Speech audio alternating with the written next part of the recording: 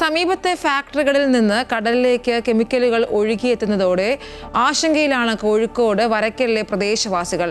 വരയ്ക്കലിൽ ബലിയിടാനെത്തുന്നവർക്കും ഇത് തിരിച്ചടിയാകുമെന്നാണ് നാട്ടുകാരുടെ ആരോപണം. പരാതികൾ നൽകിയിട്ടും കോർപ്പറേഷൻ നടപടി സ്വീകരിച്ചിട്ടില്ല എന്ന് നാട്ടുകാർ പറയുന്നുണ്ടെങ്കിലും ആരോപണം തള്ളുകയാണ് കോർപ്പറേഷൻ. വരയ്ക്കലിന് സമീപത്തെ ഫാക്ടറികളിൽ നിന്ന് ദുർഗന്ധം വമിക്കുന്ന മലിനജലം കടലിലേക്ക് ഒഴുകാൻ തുടങ്ങിയിട്ട് കാലങ്ങളേറെയായി. വരയ്ക്കലിൽ വാവുബലിയിടാനെത്തുന്ന ആയിരക്കണക്കിന് ആളുകൾ മുങ്ങി നിവരുന്ന ഭാഗത്തേക്കാണ് മലിനജലം എത്തുന്നത്. ഇത് ജനങ്ങളുടെ ആരോഗ്യത്തെ തന്നെ സാരമായി ബാധിക്കുമെന്നാണ് നാട്ടുകാർ പറയുന്നത്. നിലവിലെ പ്ലാന്റ് എന്നല്ല, ഇത് തൊട്ടടുത്ത ഇൻഡസ്ട്രിയൽ എസ്റ്റേറ്റിൽ തന്നെ വേറെ ഇതേപോലെ തന്നെ പല സ്ഥാപനങ്ങളുണ്ട്.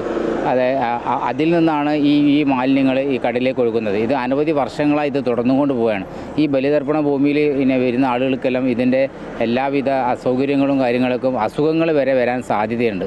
ഇവിടെ എത്തുന്നവർക്ക് കൂടുതൽ സൗകര്യങ്ങൾ ഒരുക്കി നൽകണമെന്ന ആവശ്യവും ആളുകൾ ഉന്നയിക്കുന്നുണ്ട്.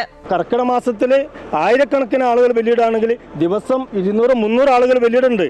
അപ്പോൾ ഇവർക്ക് ബാത്റൂം സൗകര്യമില്ല, കുളിക്കാൻ മുങ്ങി വന്നു കഴിഞ്ഞാൽ കുളിക്കാനുള്ള സൗകര്യമില്ല. ഇതിനിടെയാണ് പ്രദേശത്ത് അറവ് മാലിന്യ സംസ്കരണ പ്ലാന്റ് വരാനുള്ള നടപടികൾ പുരോഗമിക്കുന്നതെന്നും ഇത് അനുവദിക്കില്ലെന്നും ജനകീയ സമരസമിതി ചെയർമാൻ കെ ഷൈബു പറഞ്ഞു. കോഴി മാലിന്യ സംസ്കരണ പ്ലാന്റ് എന്ന രീതിയിൽ ഒരു പ്ലാന്റ് ഇവിടെ വരാൻ വേണ്ടി പോവുകയാണ്. അത് വെറും 14 സെന്റ് സ്ഥലത്താണ്.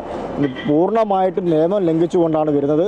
ഈ വരക്കൽ ക്ഷേത്രവും വരക്കൽ പ്രദേശവും മലിനമാവുന്ന രീതിയിലേക്ക് ഒരു കാരണവശാലും അത്തരത്തിലുള്ള സംവിധാനത്തെ ഞങ്ങൾ അനുവദിക്കില്ല. വിഷയത്തിൽ നിരവധി പരാതികൾ നൽകിയിട്ടും നടപടി സ്വീകരിച്ചിട്ടില്ലെന്നാണ് നാട്ടുകാരുടെ ആരോപണം. എന്നാൽ പരാതികൾ ലഭിച്ചിട്ടില്ലെന്നാണ് കോർപ്പറേഷന്റെ വാദം. അമൃത ന്യൂസ്, കോഴിക്കോട്.